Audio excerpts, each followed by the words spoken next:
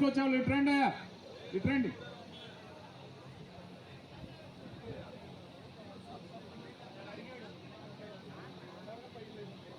ఆ కుర్చీలు ఇటు తీసుకురండి.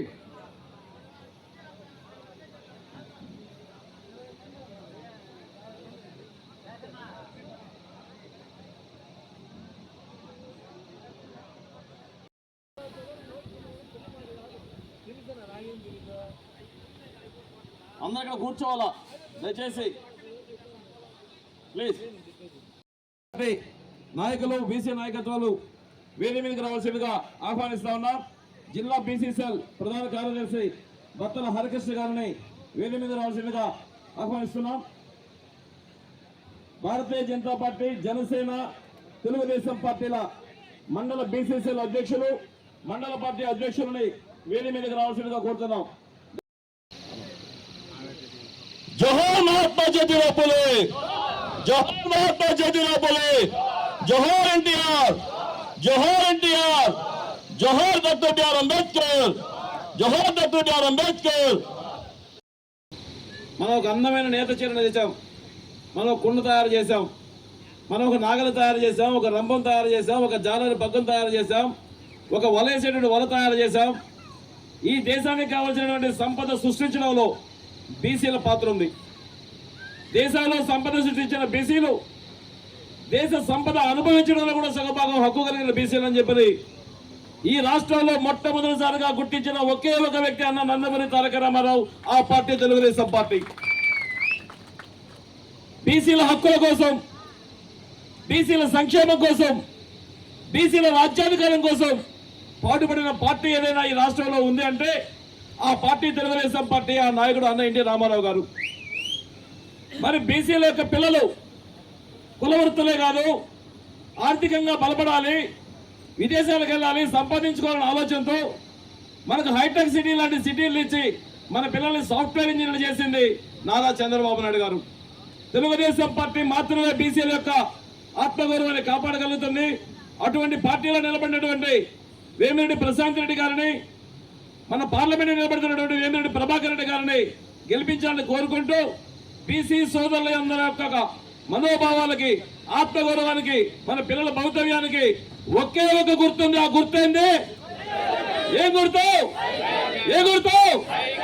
సైకిల్ గుర్తుపై ఓటేయాలని కోరుకుంటూ మనందరినీ నడిపించడం కోసం, కోవూరు నియోజకవర్గానికి దశాదిశా మార్చడం కోసం, ఒక నరకాసురుణ్ణి ఈ ప్రాంతం నుంచి తరిమి వేయడం కోసం మరో సత్యభావంలాగా మన ముందుకు వచ్చినటువంటి అక్క వేమిరెడ్డి ప్రశాంత్ రెడ్డి గారిని మాట్లాడుతూ కోరుతా ఉన్నాం. నందమూరి తారక రామారావు గారు తెలుగుదేశం పార్టీ పెట్టినప్పుడు అందరికన్నా పార్టీ అధికారంలోకి వచ్చిన తర్వాత బీసీ సామాజిక న్యాయం గురించి ఎక్కువగా మాట్లాడి మీకందరికీ ఎక్కువ ప్రాముఖ్యత ఇచ్చిన పార్టీ నందమూరి తారక రామారావు గారి ఆధ్వర్యంలో ఉన్న తెలుగుదేశం పార్టీ. కాబట్టి మీకందరికీ తెలుగుదేశం పార్టీ దాని గురించి ఆ పార్టీయే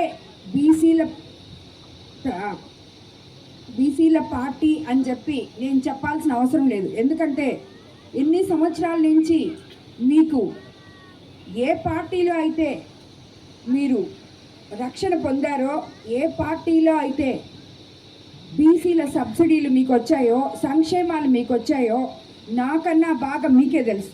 కాబట్టి తప్పకుండా మీరందరికీ తెలుగుదేశం పార్టీయే ప్రాముఖ్యత ఇచ్చిందని మీకు అందరికీ తెలుసు. కాబట్టి నేను దాని గురించి పెద్ద చెప్పడం అవసరం లేదు. రాష్ట్రంలో సగం మంది బీసీలు అవకాశాల్లో కూడా సగభాగం బీసీలకు దక్కాలి అనేది తెలుగుదేశం పార్టీ ఉద్దేశము. మీ అందరికీ తెలుసు, నేను ఈ తెలుగుదేశం పార్టీలో మీ పార్టీ అంటే బీసీల పార్టీ అందరికన్నా ముఖ్యంగా తెలుగుదేశం పార్టీ బీసీల పార్టీ. కాబట్టి నేను మీ పార్టీలో ఉమ్మడి ఎన్డీఏ తరఫున కోవూరు నియోజకవర్గం నుంచి ఎమ్మెల్యే అభ్యర్థిగా మీ ముందుకు వచ్చాను మిమ్మల్ని ఆశీర్వదించమని. అదేవిధంగా మీకు అందరికీ వేమిరెడ్డి ప్రభాకర్ రెడ్డి గారు సుపరిచితులే, నేను పరిచయం చేయాల్సిన పని లేదు. ఆయన ఎంపీగా పోటీ చేస్తున్నారు. మీ అందరూ నమ్మకంతో మీ పవిత్రమైన ఓటు సైకిల్ గుర్తు మీద వేసి మీ పార్టీని తిరిగి అధికారంలోకి తెచ్చుకుంటారని, చంద్రబాబు నాయుడు గారిని ముఖ్యమంత్రిని చేసుకోవాలని మిమ్మల్ని అందరినీ నేను ప్రార్థిస్తున్నాను. తద్వారా మీకు ఎన్నో ఆల్రెడీ ఇప్పుడు మనం ఈ గత 5 ఏళ్లలో మీరు చాలా వెనుకబడున్నారని చెప్పి, గత ప్రభుత్వంలో బీసీల సంక్షేమం అభివృద్ధి కోసం 1,50,000 కోట్లు ఖర్చు చేశారు నారా చంద్రబాబు నాయుడు గారు. కానీ ఈసారి ఈ 5 ఏళ్లలో మీకు అటువంటిదేమీ జరగలేదు. కార్పొరేషన్లు అనే పేరుతో కార్పొరేషన్లు ఏర్పాటు చేసి కులాల మధ్య చిచ్చు పెట్టడం తప్పితే మీకంతా బీసీలకి పెద్ద ఏమీ ఒరిగిందేమీ లేదు. అదే చంద్రబాబు నాయుడు గారు అధికారంలోకి వస్తే కోవూరు నియోజకవర్గంలో ఉన్న బీసీల సంక్షేమం కోసం తెలుగుదేశం ప్రభుత్వంలో అందించిన సంక్షేమం బీసీల అభివృద్ధికి ఉపయోగపడుతుందని నేను చెప్తున్నాను. బీసీ కార్పొరేషన్ ద్వారా సబ్సిడీ రుణాలు, ఆదరణ పథకం ద్వారా కుల వృత్తుల వారికి పరికరాలు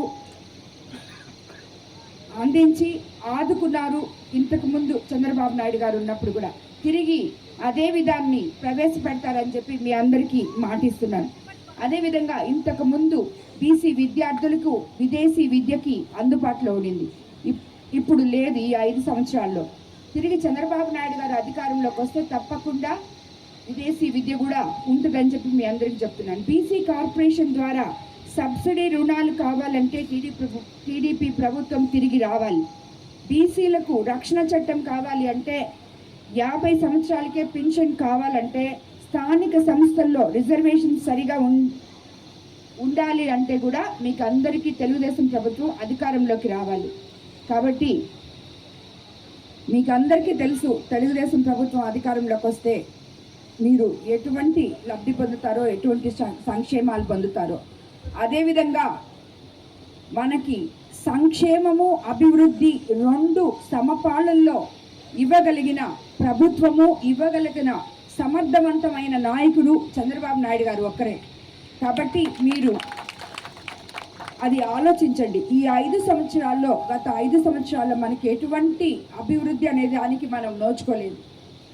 కాబట్టి అందరూ ఆలోచించి తెలుగుదేశం ప్రభుత్వాన్ని తిరిగి అధికారంలోకి తెచ్చుకోవాలని మీకు అందరికీ కోరుకుంటున్నాను. అదేవిధంగా మీ అందరికీ నేను కొత్త కాబట్టి మీరు అనుకుంటుండొచ్చు, మేడం గారు చాలా చెప్తున్నారు, మాటలు చెప్తున్నారు, ప్రతి ఊరికి వెళ్తున్నారు, కానీ ఇవన్నీ జరుగుతాయా? మేము వస్తే ఈరోజు అంటే బీసీ సదస్సు ఓట్ల కోసం మమ్మల్ని అందరినీ పిలిచారు, ఇక్కడ గ్యాదర్ చేశారు, బీసీ నాయకులకి ఇంపార్టెన్స్ ఇచ్చారు, బీసీ కార్యకర్తలకు ఇంపార్టెన్స్ ఇచ్చారు. రేపు ఎప్పుడైనా మేము వస్తే మా పనులు చేస్తారా చెయ్యరా అనే డౌట్ మీకు ఉండొచ్చు. దానికి ఒకటే సమాధానం చెప్తున్నాను. అలా అసలు మీరు నా దగ్గరకు వచ్చినప్పుడు మీకు చేయకుండా నెగ్లెక్ట్ చేయడానికైతే, ప్రజలకి సమస్యలు తెలుసుకొని వాళ్ళు చేయకూడదు అనుకునే తత్వమే అయితే నేను రాజకీయాల్లోకి రావాల్సిన అవసరమే లేదు.